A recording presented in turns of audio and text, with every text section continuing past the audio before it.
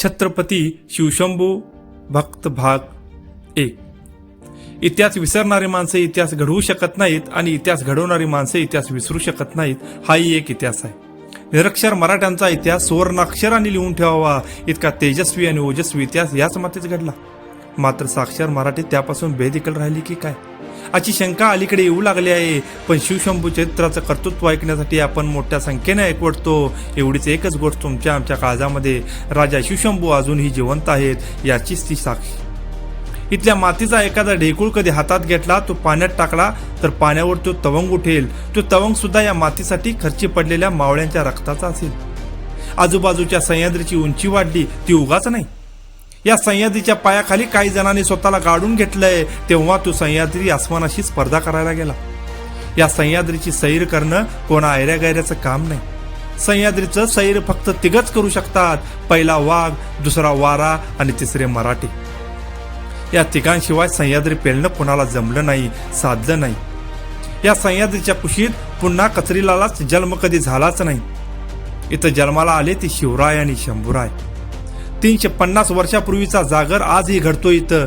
छत्रपती शिवाजी महाराजांचं नाव कानावर पडतं आणि आमच्या शरीरावर रोमांच उठतात. छत्रपती शिवाजी महाराज की जय अशी किल्लारी कुठं निंदात ते आणि आमचं शरीर पेटून उठतं.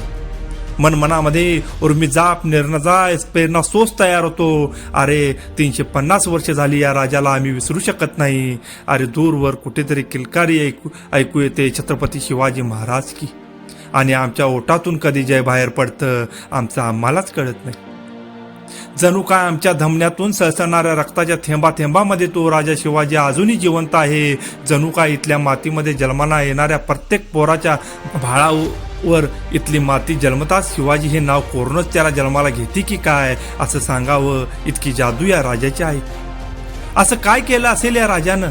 असं काय निर्माण करून ठेवलं असेल?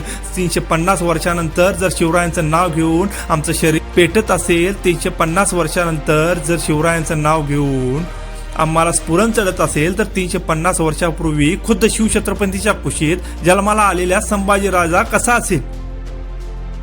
अरे कसा घडला असेल? कसा उभा राहिला असेल? कसा असेल शौर्य? कसा असेल धैर्य? कसा असेल धाडस? कसा असेल साहस? कसा असेल अभिमान? कसा असेल स्वाभिमान? कसा असेल पराक्रम? कसा असेल नेतृत्व, व्यक्तित्व, कर्तृत्व?